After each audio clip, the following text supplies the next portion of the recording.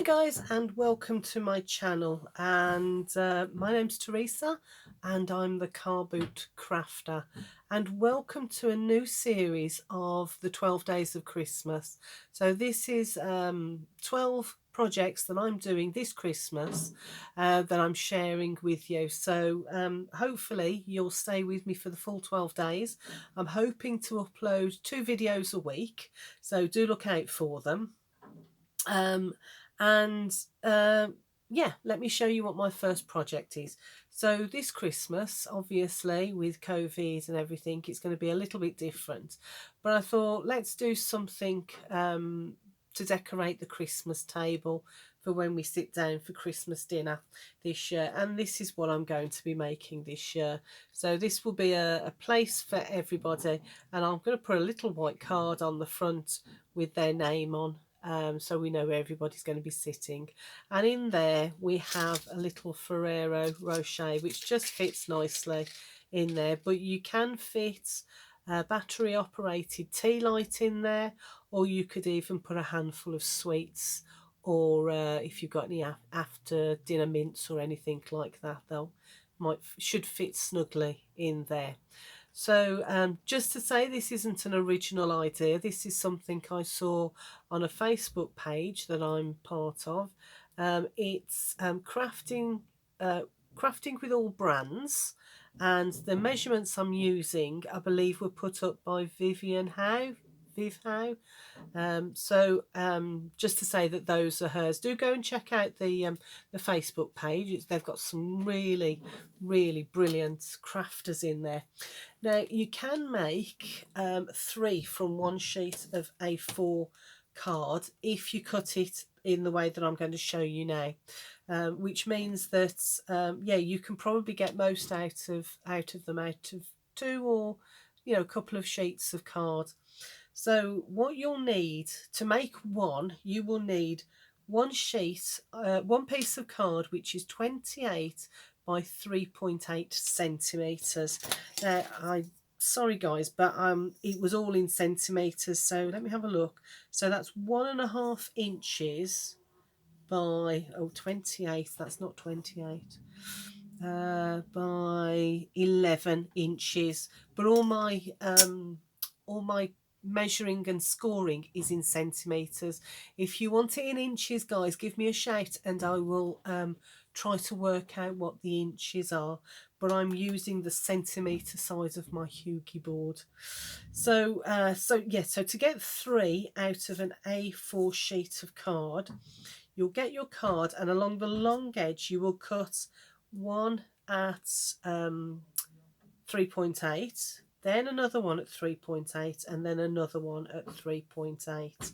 You're then left with a piece of card which is the full length and about 9.5 centimeters. So what you'll do then is you will cut one piece 8 by 8, another piece 8 by 8, and the last piece 8 by 8, and that will then leave you with those 2 pieces as waste. But I'm going to pop them to one side in my scrap box because I'm sure I can probably use them elsewhere. So to make one, you just need one long sheet and one square. Pop them to one side, and then I've got enough then to make another 2. So let's pop them out the way and get on with the scoring. You will also need, while I'm here, you will also need some decorative papers. So these are 4 at 4 by 2 centimeters, and those are for the bottom, for the box at the bottom. So that's these ones here. You will also need for each side one which is 2 centimeters, one which is 2.5 centimeters, and one which is 3 centimeters. So you'll need 2 of each. So 2 at 3.8 by 2 centimeters, 2 at 3.8 by 2.5 centimeters, and 2 at 3.8 by 3 centimeters. If that gets a little bit confusing, I'll put the measurements below, and hopefully that'll be a little bit clearer. So let me just pop them to one side, and what I'm going to do is I'm going to make the box first.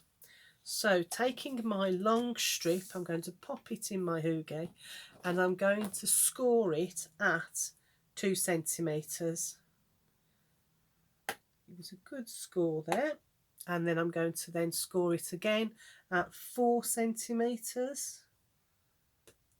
There we go. And again at 7 centimetres. I like to craft along with people, so I'm hopefully going slow enough that you can craft along with me. So once you've done your 7 centimetres, you want 8.5. So 5, 6, 7, 8.5 and score. And then at 11 centimetres, so 10 and 1 is 11 centimetres. And then at 12 centimetres, which is the next one. And then at 14 centimetres. And at 16 centimetres. A lot of scoring on this little sheet. 14, 16, then 17 centimetres. There we go, 17, then 19.5 centimetres. Give it some good scoring there. And then at 21 centimetres and at 24 centimetres, whoops, there we go, 24 centimetres and at 26 centimetres. And then the last one is at 28 centimetres. So 28 centimetres, and this one I'm going to cut off. It just saves me having to measure earlier. Although if you want to measure your pieces to 28 centimetres, please feel free to go ahead and do that. So once again, 2 centimetres, 4 centimetres, 7 centimetres, 8.5 centimetres, 11 centimetres, 12 centimetres, 14 centimetres, 16 centimetres, 17, 19.5, 21, 24, 26 and 28 to cut that last piece off. Okay, so now we've done that scoring, I'm going to bring in my square piece. So this is 8 by 8 centimetres. I'm going to pop that in and I'm going to score it all the way round at 2 centimetres. So that side,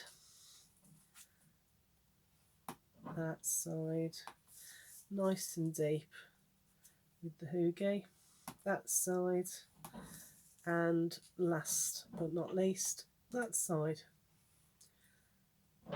There we go. And now I can put my scoreboard away.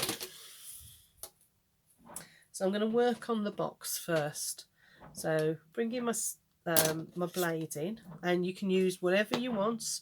You can use your you can use your scissors or your blade, or if you're happy using something like your trimmer, then fine, go ahead. What I'm going to do is, so I've got my score there, I'm going to cut my score away.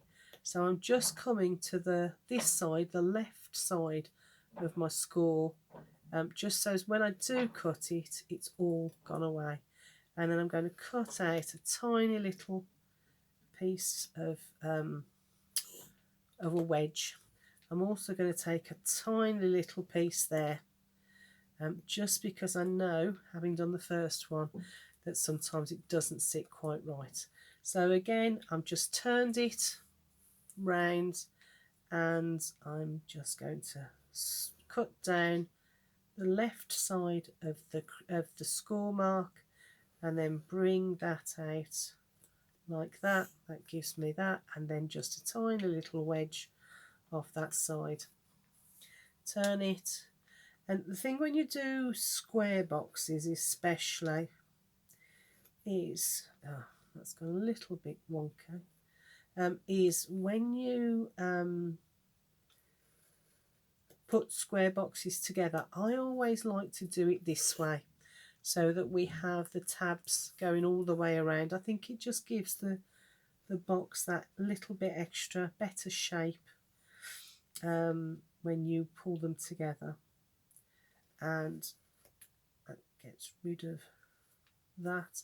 When I do rectangular ones, I tend to do two of them opposites and those two opposite, rather than go all the way around. And I just realised I forgot to shave a little bit off that last one, so just coming back and doing that.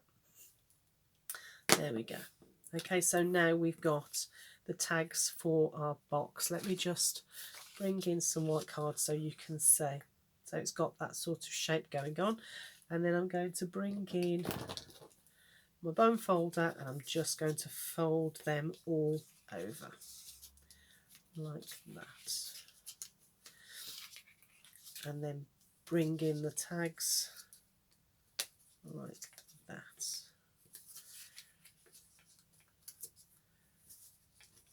And that one, there we go. So I've folded them all in, because what I'm going to do now is I'm going to use my this to put some glue down. That's not working very well at all, is it? All that's doing is taking that off. Let me use my glue, trusty glue, which I prefer anyway, if the truth be told, especially when things have to last a little bit longer. I think I was only going to use that for demonstration purposes, because it's quick and easy. Because I want to keep them, I was going to do the rest of them using my glue anyway. So it's just going to take a little time for this to dry. So it's probably just as well I did this first. So then I'm going to line up that edge with that crease, line it up and bring my tag around so that it all joins up to a box. I'm sure you've all done this 100 times before, so I am probably just teaching grandma to suck eggs here. So there we go, we have our little base. Just going to neaten that up a little bit all the way around like that. And if I'd not chamfered in those, sometimes you can get the tabs coming above the side, so it just gives that slightly neater finish. There we go. Oh, now I do know what I meant to do before I glued them down, which of course, sod's law, means that I haven't. So I was going to take my 4 2x2 pieces, these are my decorative strips, and I'm going to just glue them on to the sides. So let's get some glue on them just to go around the edges. So I'm really looking forward to doing this Advent 12 days of Christmas Advent palette projects with you all. I just think it's going to be great fun trying to find and look at different things to do. This is the first one I'm recording, so hopefully it'll all work out fine and I'll be able to think of another 11 projects to do between now and Christmas. Although as we are all doing our Christmas projects, it shouldn't be too difficult. I just don't want anything that's going to be take too long, if that makes sense. So do like this paper as well, it's really pretty. It's got a little bit of foiling on it just to give it a little bit of a lift, a little bit of dimension to it. So last one going on, and it's really good quality card as well. I can't remember where I picked it up, probably a card boot sale or something like that, and I've kept it obviously till Christmas to do some nice little projects with, and I'm going to do all of them I think in the blue, and then perhaps I only needed 3, perhaps I could have just put a white one on there after writing people's names, but hey ho, you know, as you go along you think of these things, don't you? So I'm just reinforcing, pushing the glue into the card so that it will stick. Now I'm going to pop that to one side, and I'm now going to work on the Christmas tree element. Now I've found the easiest thing to do to get your Christmas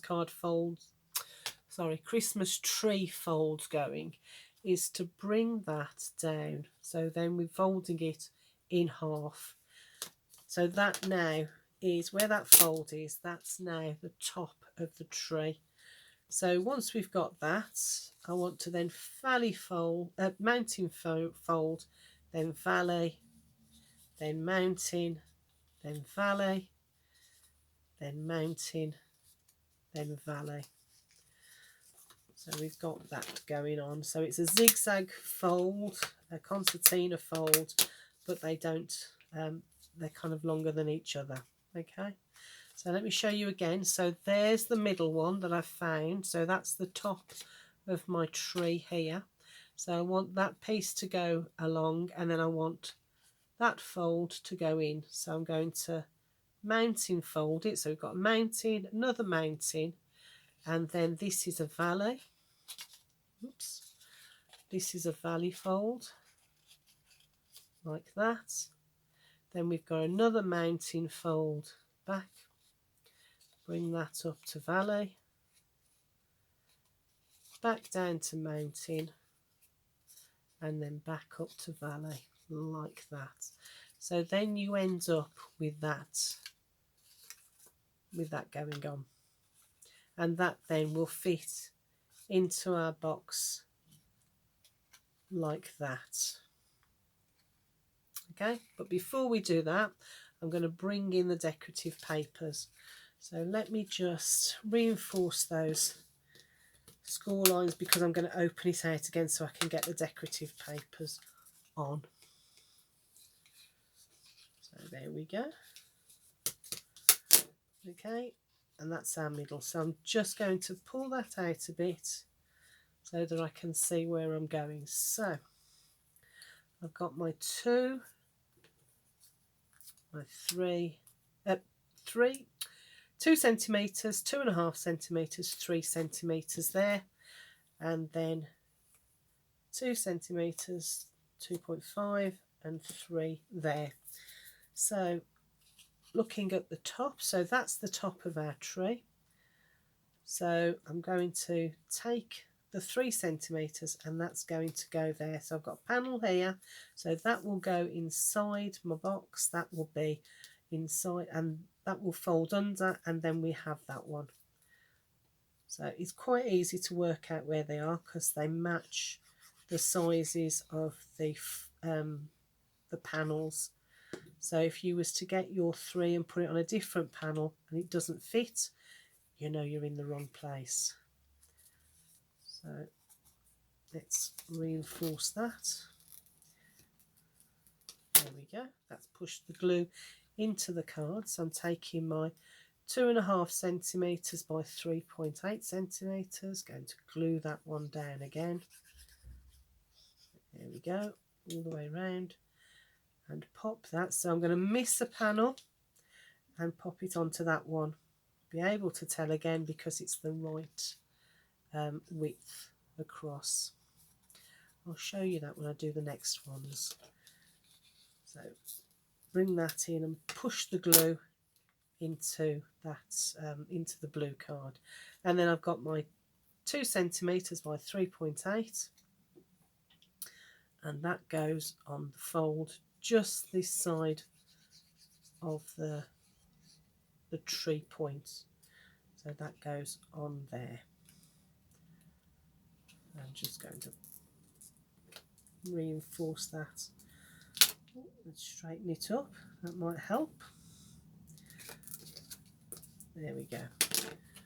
So we now have that going on. So we've got 1, 2 blue panels, 1 decorative panel, miss a panel, decorative panel, miss a panel, top, and Another way to look at it is if I fold it in half, we know that's the top of the tree.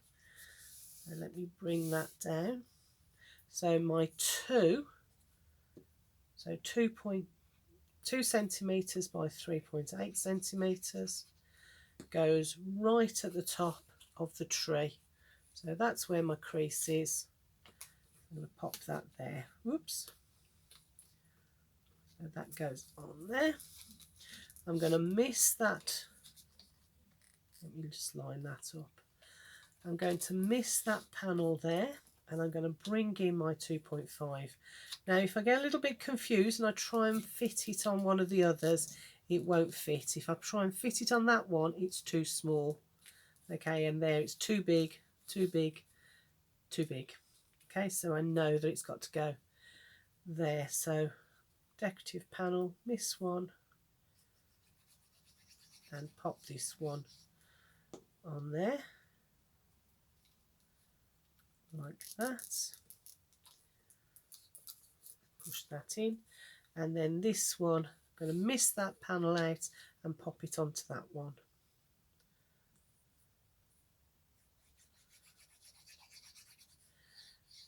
Glue all the way around and pop it on like that. Just make sure I line up the decorative panels with the blue card and then reinforce them with that. So now your card strip should look like that. So you've got 2 blue panels, decorative panel, blue, decorative, blue, then 1, 2 decorative panels, blue, decorative, blue, decorative, and then 2 final blue panels there. So I'm going to fold that again because we know that's the top of the tree, and I'm going to reinforce that completely all the way down, and then I'm going to fold them back into the concertina down that side like that, and then down this side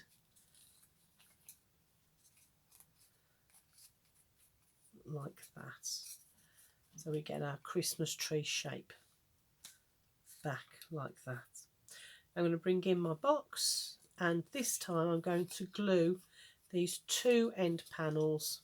These 2 end panels, I want to glue them down on the side inside the box. So I'm going to put some glue on that one. Put plenty of glue on so that we know it's going to go on.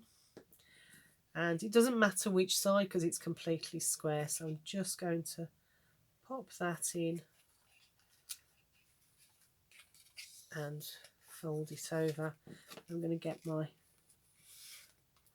bone folder in there and just push it, the glue into the card, and then I'm going to do exactly the same with the other one.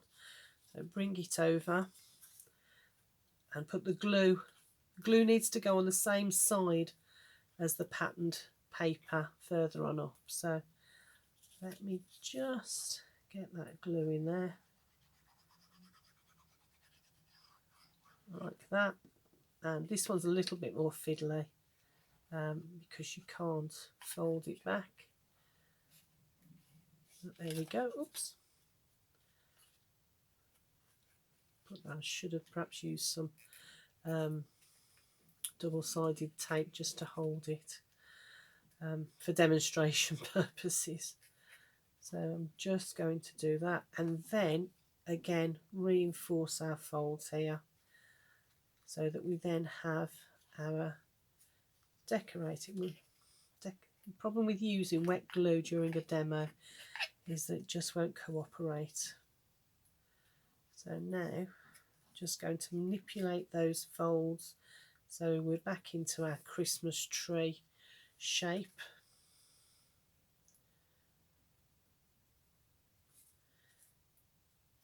Nearly trying to get it even so that it looks like a Christmas tree, and every time I try and do it, of course, it's going to pop off. Anyway, so almost there. Really, I should wait until the glue has dried where I've attached the tree to the box, but obviously it's not. I haven't got time to switch things off and back on again. And there we go. So there we have another decorated Christmas tree. And let's pop in a Farerro Rochet. There we go. Oops. Put it in the right way round. And there we go. So now we have 2 for the Christmas table. So I hope you enjoyed the demonstration, tutorial, whatever you want to call it. I might actually, wouldn't it be nice with some of that ribbon round it as well? Might get some ribbon on those. What do you think? Just round the bottoms. In fact, why don't we just do that now? So let's get the plastic off. Of course, I have these ideas in the middle of doing things that I hope I don't run out of memory. I'm sorry, but I'll put a photograph up of what they look like afterwards. I'm going to leave that one to dry for a little bit longer, and let's have a go at putting. Take the chocolate out. Let's wrap it round. We need a little bit more than that, don't we?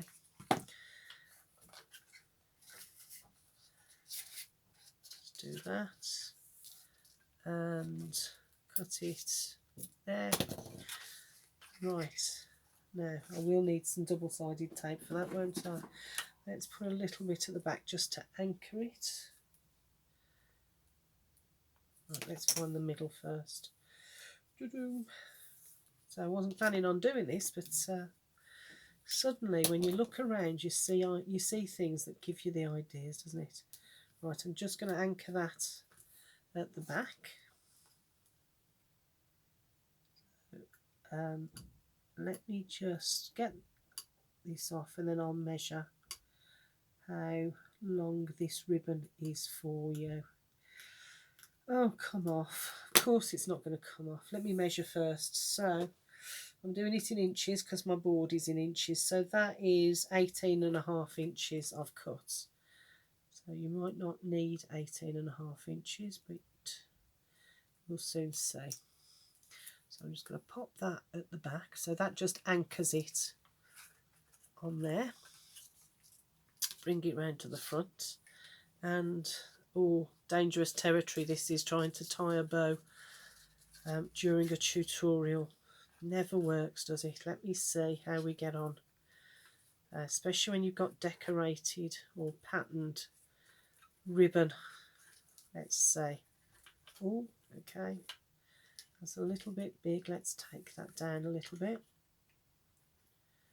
And there we go.